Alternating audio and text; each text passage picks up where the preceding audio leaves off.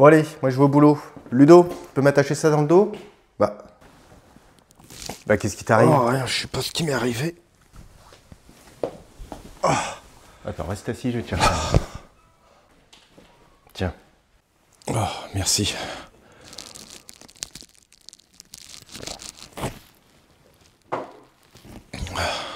Eh ben t'as pas fait de photo hier? Non, bah tout a commencé normalement, j'attaquais ma soirée astro.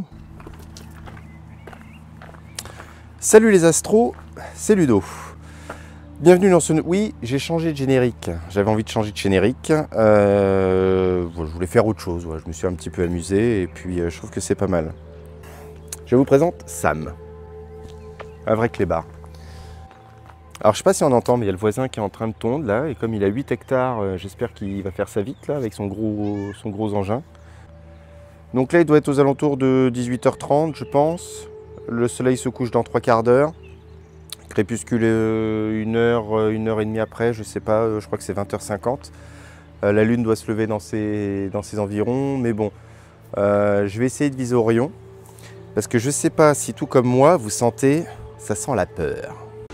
The bitch is back.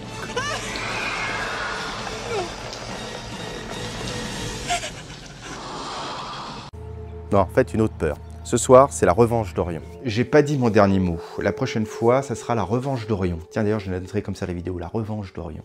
Donc, je vais mettre le paquet. Donc, malgré que la lune va peut-être un peu faire chier, si ça le fait pas ce soir, ça le fera demain et après-demain, vu qu'ils ont annoncé quand même du beau temps sur la semaine. Mais quoi qu'il en soit, je vais l'avoir. Donc, je vais faire ma mise en station. Alors, pour ceux qui se demandent comment je fais ma mise en station, je vous renvoie sur ma vidéo de la semaine dernière. Quoi qu'il en soit, je vais installer donc le télescope, lunettes de visée, avec donc la caméra de guidage. Je vous ferai une vidéo sur le guidage la semaine prochaine, pour vous expliquer un petit peu comment je procède, le modèle que j'ai choisi et pourquoi. Donc j'ai fait pas mal d'essais sur plusieurs objets. Le guidage est plutôt satisfaisant, j'ai pas de filet, j'ai essayé 2, 3, 4 minutes, c'est parfait.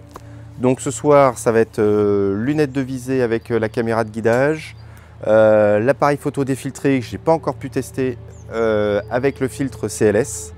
Je vais mettre tout ça sur Orion. Au niveau des temps de pause, je pense que je vais partir sur 3 ou 4 minutes avec un ISO assez faible à 500, 600 ISO, je vais voir. En fait, je ferai des essais et puis on verra. Donc quoi qu'il en soit, mince, il avait arrêté, il a repris. J'installe le matos, je fais la mise en station. Je fais tout ce qu'il faut et puis on se retrouve donc au crépuscule pour le choix du temps de pause et puis les petits essais qu'on fera. Voilà. À tout à l'heure. Et après? Après, normal, j'ai fait la mise en station, j'ai calibré le GoTo. Voilà, la nuit est tombée. Bon, j'ai un peu éclairé pour qu'on puisse me voir. Donc les étoiles sont déjà pas mal sorties. On voit les Pléiades, on voit Orion. Cassiopée, la Grande Ourse, bon les majeurs sont là, bon Sirius bien sûr, Castor Pollux, on en voit beaucoup, suffisamment pour pouvoir commencer à pointer l'objet et à commencer à faire du guidage. Orion, oh c'est beau ça, c'est quoi? Je sais pas, c'est un satellite qui a brillé très brièvement et qui s'est éteint, alors peut-être un iridium certainement, je sais pas s'il en reste. Alors avant ça, même si la mise à station a été faite, j'aime bien quand même calibrer la monture avec le GoTo, le Go-To. GoTo, donc Go-To, ça veut dire aller, aller vers en anglais. Je vais vous expliquer comment je fais ma calibration sur 3 étoiles. Donc cette petite raquette contient, je ne sais plus combien, plus de 40 000 objets référencés là-dedans. Bon après, autant faut-il que le télescope puisse voir les 40 000 objets, mais bon. Donc on l'allume, il nous demande si c'est une monture équatoriale ou azimutale, donc équatoriale, définir longitude, donc là je rentre ma longitude, donc je reprends ma petite appli, donc la longitude ouest, pour ma part, et latitude nord. Bon, ça n'a pas changé, pourtant je me suis déplacé d'1 mètre, mais ça n'a pas beaucoup changé.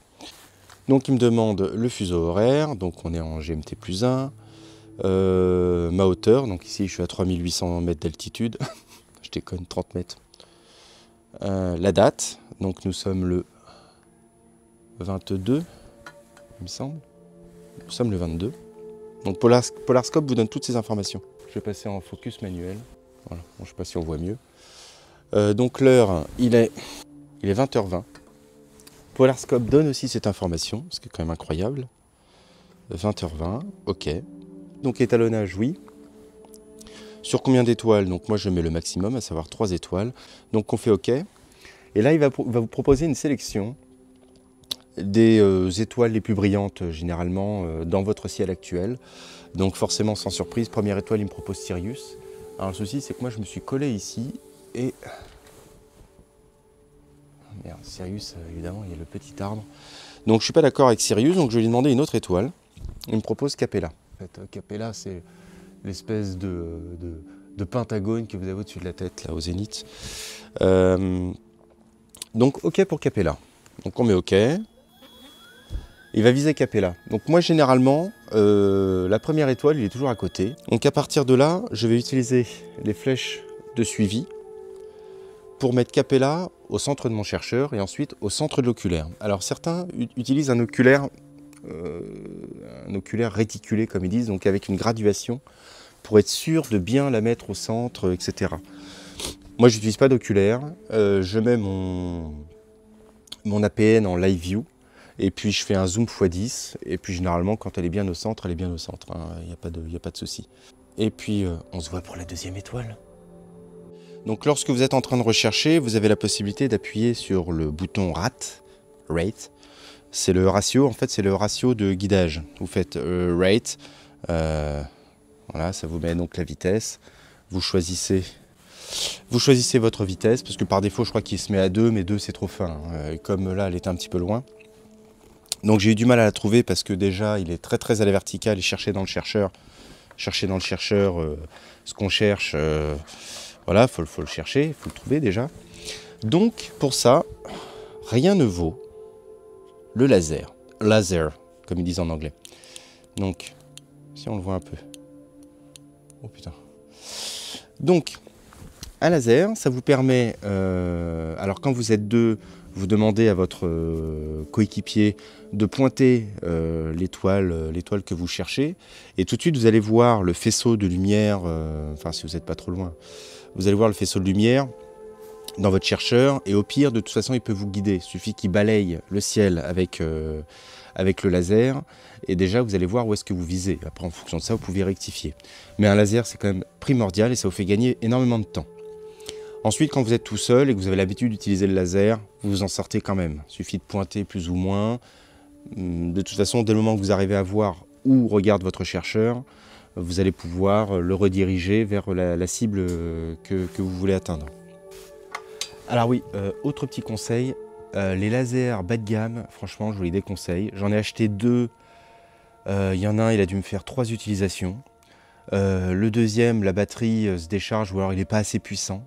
Donc ça coûte pas très cher, franchement ça coûte pas très cher. Après il y a des problèmes de réglementation en France, vous ne pouvez pas acheter des lasers trop puissants, c'est quand même soumis à réglementation. Je crois que par exemple celui-ci vous pouvez allumer une cigarette avec, alors bon voilà.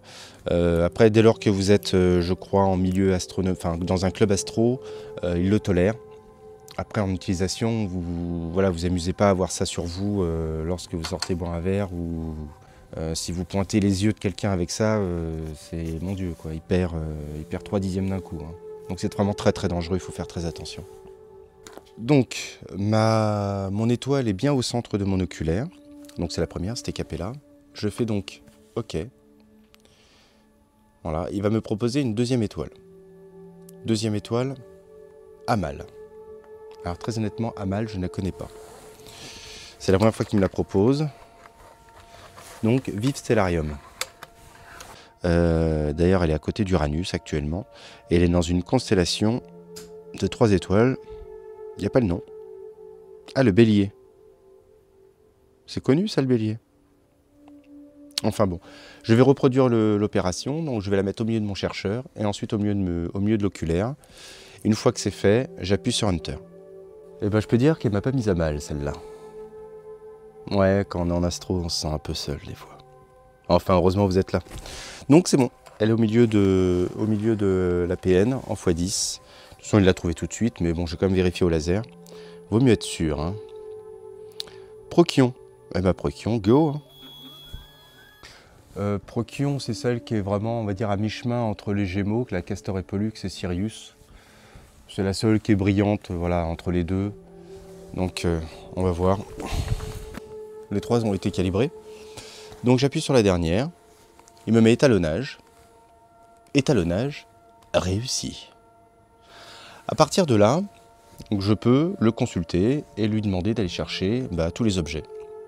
Je lui ai demandé donc M42. Normalement, je pense qu'il n'y a aucun souci. Il va se mettre dessus directement. On va juste affiner au niveau du cadrage, éventuellement tourner la PN pour avoir le champ qui va bien. Et à partir de là, je vais tester plusieurs temps de pause et plusieurs ISO. Et ensuite? Ensuite, j'ai entamé les temps de pause. J'ai fait 30 secondes, 1 minute, 3 minutes et même 4 minutes. Ouais, et? Du coup, j'ai fait des pauses de 3 minutes, 800 ISO. J'ai contrôlé toutes les demi-heures, voir si la mise au point n'avait pas bougé. J'ai fait dark, offset, flat. Et t'as regardé ensuite? Non, j'ai tout copié sur le PC et j'ai lancé Cyril. Ouais. Et puis j'ai fait le traitement habituel et puis j'ai regardé le résultat et puis plus rien. Plus rien. La fin du monde? Non, plus rien, plus rien. Le noir absolu, jusqu'à temps que tu me retrouves. Et la photo, elle est où? Bah non, elle doit encore être sur le PC. Hein.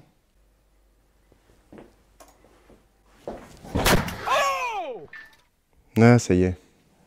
Je me rappelle maintenant.